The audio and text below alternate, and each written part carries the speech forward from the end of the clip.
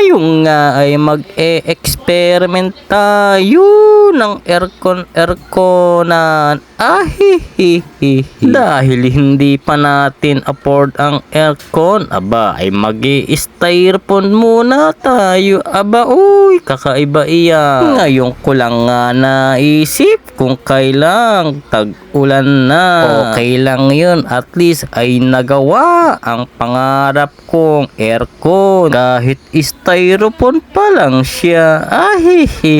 Bumili nga ako ng exhaust fan diyan. Yung harapan ay pahigup, yung likod naman ay pabuga. Kaya tamang tama ito sa lalagyan ng styrofoam. Ay tignan mo naman, ay parang sinukat yung exhaust fan sa styrofoam. Yan nga, at may mga plastic bote pa ako ng mga Sito, Royal saka Sprite. Diyan kasi ibubuga ng exhaust fan yung hangin. At maya maya pagkasukat ko sa mga boteng ito ay ilalagay ko na ang yelo kasi iyon ang magpapalamig sa kanila. Kaya sinabi kong aircon.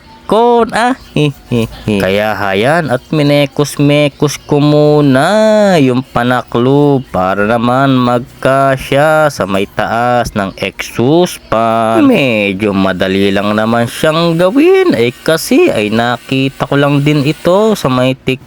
Kaya hayun, pinagtripan ko at nagtry na rin ako, baka sakaling magustuhan ko. Kaya sa gusto ng DIY aircon, abay pwede nyo itong itry habang wala pa kayong pambiling aircon. Diyan nga at sinusukat ko na at nilagyan ko na ng ballpen para mamaya bubutasan ko na lang. Kaya hayan ang nangyari. Kaya itratry ko na kung magiging okay ba ang ginawa kong DIY aircon. O diba ang astig niyang tignan, parang maglalako lang ako ng ice candy dyan sa labas. Aba, ano pang iniintay ko? Aba, ay itry na yan. O diba ang lupet, medyo okay naman daw, sabi ng kapatid ko. Aba, ay malamig daw sa paa, ay syempre sa paa lang naman siya nahanginan. O siya, dyan na kayo. Babaw! Wow! Eto na si Boy Tilaps. Yeah! Chillin' lang, walang stress, pero sa isip, laging on the grind. Mga pangarap gustong i-define, kaya tara na, gumalaw! Sabay sa ritmo buong gabi, ang tamad ay itabi.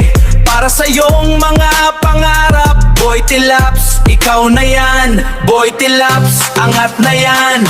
Boy Tilaps, angat na yan. Angat na yan!